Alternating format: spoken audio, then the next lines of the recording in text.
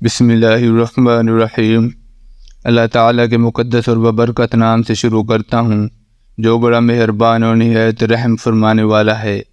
معزز ناظرین، جب اللہ تعالیٰ کسی بندے سے بھلائی کرنا چاہتا ہے تو اس کو اپنے نفس کے عیوب دکھا دیتا ہے۔ خواہش نفس اور شہوت ابن آدم کی سرشت میں رکھ دی گئی ہے۔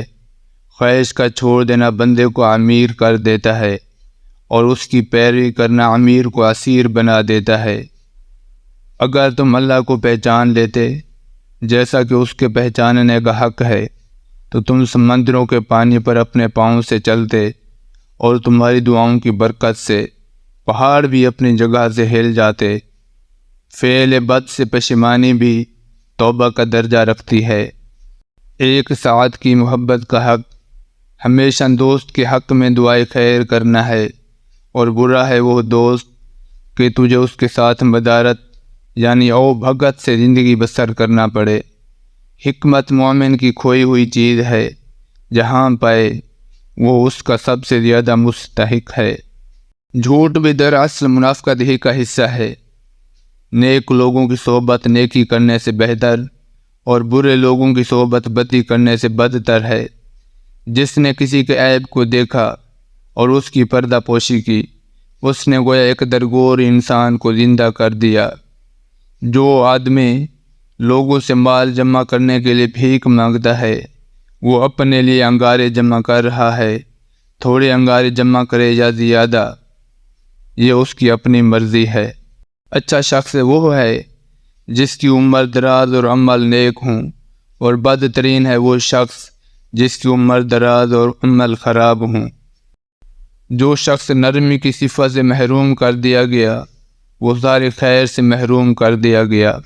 جب کسی فاسق آدمی کی تعریف کی جاتی ہے تو عرش اعظم کانپ اٹھتا ہے۔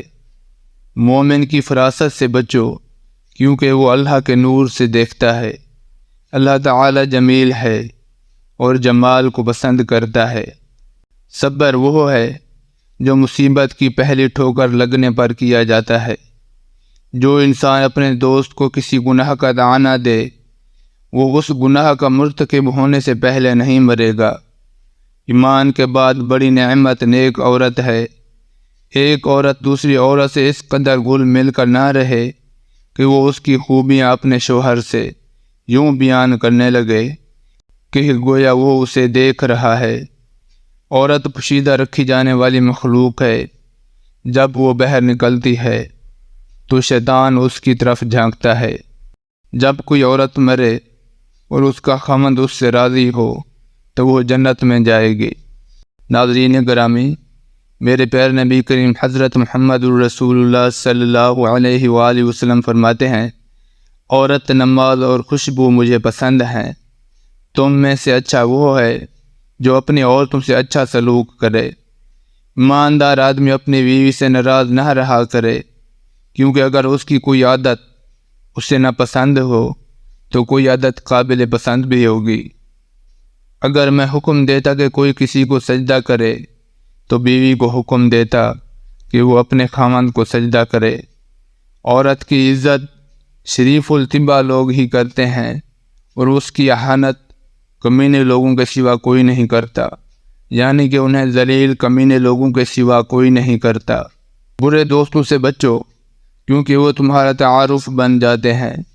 نیک دوست کی مثال ایسی ہے جیسے مشک بیچنے والے کی دکان، کہ کچھ فائدہ نہ بھی ہو تو خوشبو ضرور آئے گی، اور برا دوست ایسے ہے جیسے بھٹی کہ آگ نہ بھی جلا رہا ہو تو تب بھی اس کے کپڑوں سے بدبو ضرور آئے گی۔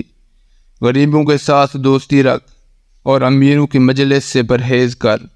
5 چیزوں پر 5 سزائیں ملتی ہیں جو کہ درج ذیل ہیں۔ نمبر 1، جو قوم عہد شکنی کرتی ہے اللہ تعالیٰ اس کے دشمن اس پر مسلط کر دیتا ہے۔ نمبر 2، جو قوم احکام الہی کے خلاف فیصلہ کرتی ہے اللہ تعالیٰ ان کو تنگ دست کر دیتا ہے۔ نمبر 3، جس قوم میں بدکاری عام ہو جاتی ہے اللہ تعالیٰ اس قوم کو طاعون میں مبتلا کر دیتا ہے۔ نمبر 4، جو قوم ناپ تول میں کمی کرتی ہے وہاں زرعی پیداوار میں برکت نہیں رہتی اور قحط سالی پھیل جاتی ہے۔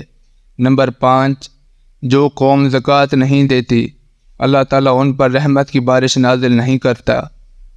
غیر گوشت والے چہرے۔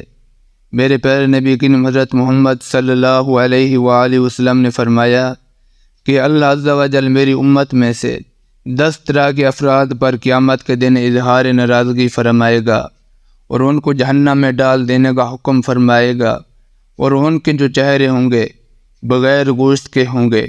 عرض کیا گیا یا رسول اللہ صلی اللہ علیہ وآلہ وسلم، وہ کون سے 10 لوگ ہوں گے؟ تو میرے پیارے نبی کریم حضرت محمد رسول اللہ صلی اللہ علیہ وآلہ وسلم نے فرمایا، 1 بوڑھا زانی، نمبر 2 گمراہ پیشوا، نمبر 3 شراب کا عادی، نمبر 4 والدین کا نافرمان، نمبر 5 چغل خور، نمبر 6 جھوٹا گواہ، نمبر 7 زکوٰۃ ادا نہ کرنے والا، نمبر 8 سود خور، نمبر 9 ظالم، اور نمبر 10 سے نمازوں کو چھوڑنے والا۔ یعنی یہ وہ 10 لوگ ہیں جن پر اللہ تعالیٰ اظہار ناراضگی فرمائے گا۔ انہیں جہنم میں ڈالا جائے گا تو ان کے چہرے پر کوئی گوشت نہیں ہوگا۔ ایک عالم شخص شیطان پر 1000 عابد سے سخت تر ہے، اور عالم کی عابد پر ایسی فضیلت ہے جیسے 14ویں رات کے چاند کو تمام ستاروں پر، کیونکہ عالم انبیاء کے وارث ہیں، اور انبیاء کی میراث نہ دنیا تھی نہ درہم، بلکہ ان کی میراث علم تھا، بس جس نے وہ حاصل کیا اس نے بہت کچھ حاصل کیا۔ علم کی فضیلت عابد پر ویسی ہے جیسے میری فضیلت امت پر۔ علم تو نور خدا ہے جو گناہ گاروں اور بدبختوں کو نہیں دیا جا سکتا۔ یہ علم کا نقص ہے کہ اس میں اضافے کا خیال نہ ہو۔ مزید علم کی خواہش نہ ہونا اس بات کی دلیل ہے کہ آدمی اپنے علم سے فائدہ نہیں اٹھا رہا۔ سب سے بڑی خیانت یہ ہے کہ تم اپنے بھائی سے جھوٹی بات اس طریقے سے بیان کرو کہ وہ اس کو سچ سمجھے۔ آدمی کو جھوٹا بنانے کے لیے کافی ہے کہ جو کچھ کسی سے سنے اسے بے تحقیق دوسروں کے آگے بیان کر دے۔ مسلمانوں میں اس شخص کا ایمان کامل ہے جو ان سب میں خوش خلق ہو۔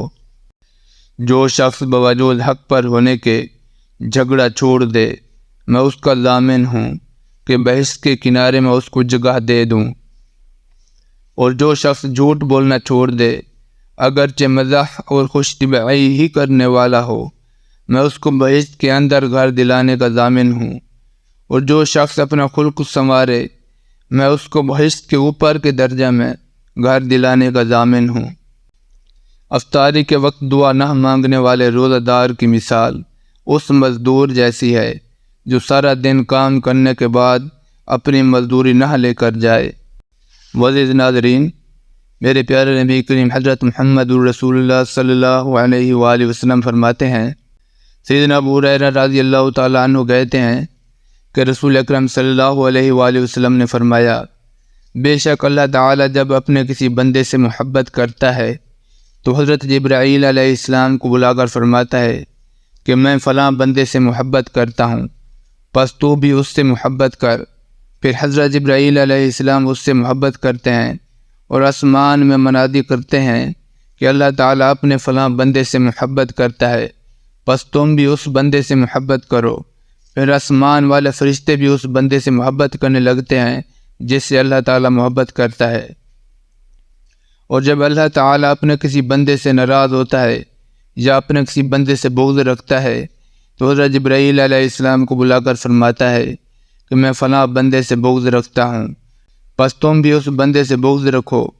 پھر وہ بھی اس سے بغض رکھتے ہیں۔ پھر آسمان والوں میں منادی کر دیتے ہیں کہ اللہ تعالیٰ فلاں بندے سے بغض رکھتا ہے تو تم بھی اس بندے سے بغض رکھو۔ تو پھر وہ بھی اس بندے سے بغض رکھتے ہیں۔ اس کے بعد زمین والوں میں اس کی دشمنی جم جاتی ہے، یعنی زمین میں بھی اللہ کے جو نیک بندے یا فرشتے ہیں وہ اس کے دشمن بن جاتے ہیں۔ آخر میں دعا ہے کہ اللہ تعالیٰ ہم سب کو صراط مستقیم پر چلنے کی توفیق عطا فرمائے اور ان تمام کاموں سے ہمیں نجات عطا فرمائے جو اللہ تعالیٰ کی ناراضگی کا باعث بنتے ہوں، اور ہمیں وہ تمام کام کرنے کی ہدایت عطا فرمائے جو اللہ تعالیٰ کی محبت حاصل کرنے میں ہمارے لیے اہم کردار ادا کرتے ہوں۔ آمین ثم آمین یا رب العالمین۔